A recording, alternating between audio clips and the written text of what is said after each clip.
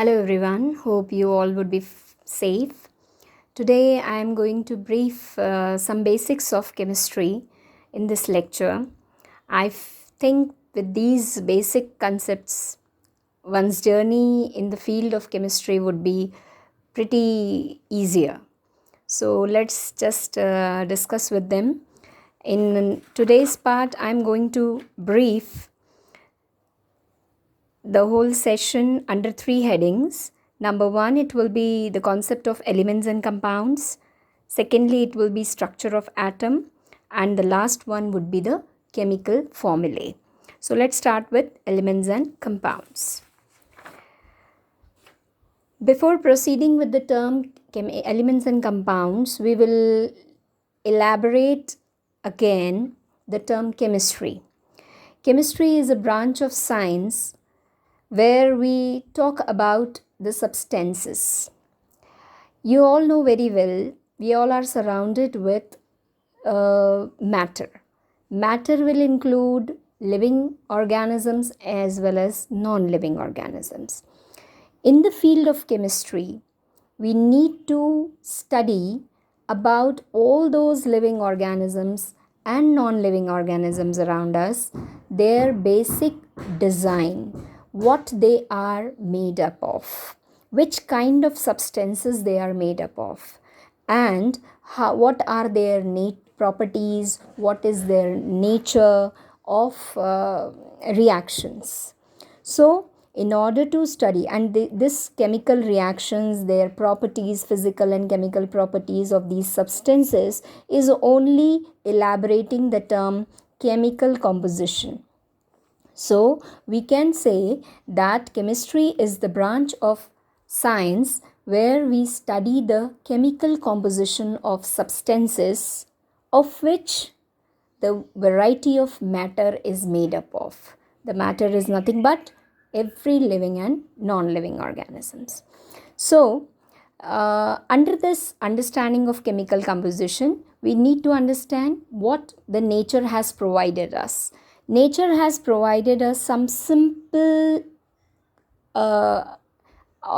substances. These simplest substances are called as elements. Now we call the term elements which are naturally occurring simplest substances. Simplest we are using the term because these are, whenever they will be broken down, they will not give us something new. They will just be the last particle into which they will be broken down. Means after their decomposition, they are not going to give us something additional substances. So that's why they are called as the basic or the simplest kind of substances. So nature has provided almost 118 elements to us. Some of them are naturally occurring, some of them are made by man also, and out of them they are all classified on the basis of their physical properties like their shape, size and nature.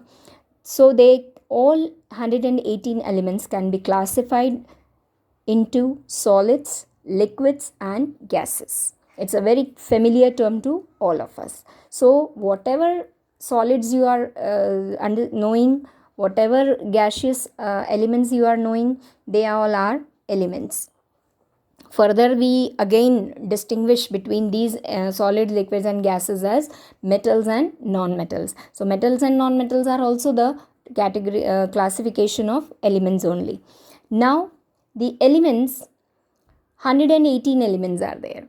Now if we have to recall them, we have been discovered with a new technique where the elements are represented by a symbol. This symbol is very much helpful to recognize them at a glance. Each symbol of an element is representing an atom of that element. For example, hydrogen. If I say the hydrogen is an element, if I say chlorine is an element, then we use their initial letters as their symbol. But in some cases, we use the initial alphabet as well as the next alphabet to it in this manner, as we can see in the chlorine also, where we have used a capital C along with small l to designate the term chlorine, the symbol chlorine. Now, the two more important concepts are about atom and molecule. Now, as you all know, every substance in this universe is basically made up of the smallest particle called as an atom. The atom is the smallest particle. Every element is made up of atoms. When a group of two or more than two atoms are available, so that group is called as a molecule. So atom and molecule, they both are existing inside an element. So we have certain examples of molecule, like here you can see S8. S is the symbol of sulfur element, and a number at the subscript, it is showing that this is a molecule. This number is confirming that this element is a molecule, not an atom. Why? Because this number 8 is going to represent the combination of the group of 8 atoms in one molecule of sulfur. Same here with O3. If I write O3, then 3 is the number of atoms present in that group of one molecule of ozone. N2, 2 atoms in one molecule of nitrogen gas. So, an atom will represent by N, but here if I write N2, it will represent an molecule. So, after this, if we talk about the molecule further, we will find that the molecules are of two kinds. Number one is, a molecule can be of an element, as I discussed you just now, like O2, N2, Cl2, He, Ar, O3, P4, S8.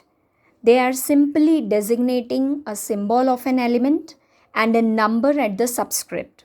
So with this, we can easily click that this is the molecule of an element. Now, another type of molecule is of a compound. So before proceeding to that, we must understand what do you understand by the term compound.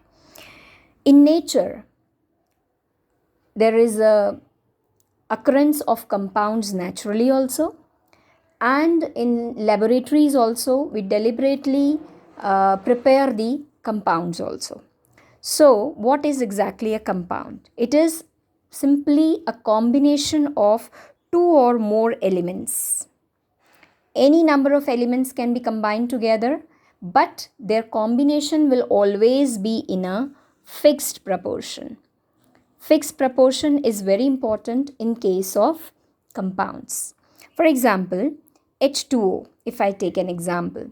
So after seeing this formula of water, we come to know that this water is made up of two elements, hydrogen and oxygen, and furthermore, with the number represented in this formula, we understand that a particular number of atoms are combining together of both the elements. Like 2 atoms of hydrogen are combining with 1 atom of oxygen, and that is making its fixed proportion.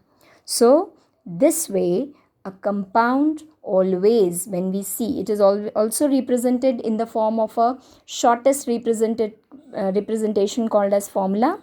So various formulas of compounds help us to know by simply finding out which elements they are made up of and what number of atoms they are combined with of that particular elements. So you can see here CO2 also, 1 atom of carbon and 2 atoms of oxygen are combining together. Same with ammonia, 1 atom of nitrogen, 3 atoms of hydrogen. Zinc sulfate here, 1 zinc and then sulfate group, and so on. So there is a clear distinguish between a molecule of an element and a molecule of a compound. If I see a molecule of an element, I will find only the symbol of an element. along with any number associated with them, especially at their subscript.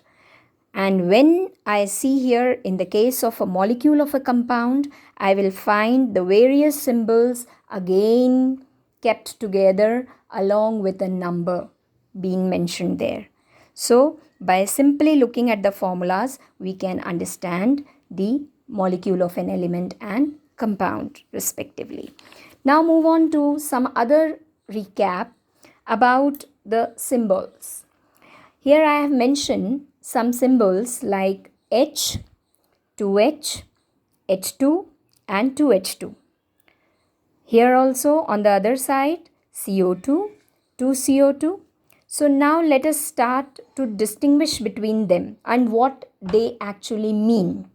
So to start with symbol H, whenever we write a symbol H, it simply means one atom of that element. Suppose here in this case it is hydrogen. So H is representing one atom of hydrogen. If suppose I write a number before this symbol, when I write a number before the symbol, it represents that many number of atoms of that element. Like if I write 2H here, so it will help me to know that these are the two atoms of hydrogen element.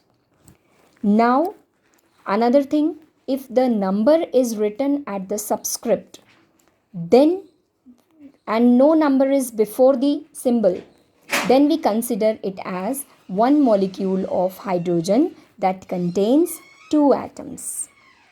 And the last is there, if I put a number before this molecule, then the number before the symbol and the number at the subscript will be multiplied together, and it will tell that it has total 4 atoms. And because a number is written before the formula, so it will represent 2 molecules of hydrogen containing total 4 atoms. Same with that of the compounds formula also. If I write a compound CO2 simply, no numbers before it, so it will represent 1 molecule of carbon dioxide. If I put a number before the formula, for example 2 CO2, then it will represent 2 molecules of carbon dioxide. And if I want to know how many atoms of each element or how many atoms totally in that 2 molecules, then also we can calculate it separately. The number 2 written before the formula will be multiplied with each element symbol inside the formula. For example, this 2 will be multiplied with carbon, so it will tell us that there are 2 atoms of carbon in this molecule. Then the same 2 number will be multiplied with O2 also. O2 already has 2 atoms, so this 2 atoms with this 2 number will be multiplied together and will tell us that there are 4 atoms of oxygen in the 2 molecules of carbon dioxide. So this is how we can predict the number of atoms of each element in this compound formula as well as the total number of atoms. So total number of atoms will be 6, 2 2s are 4, 4 atoms of oxygen and 2 atoms of carbon, and individually 2 atoms of carbon and 4 atoms of oxygen. So this is how we can understand the concept of elements and compounds.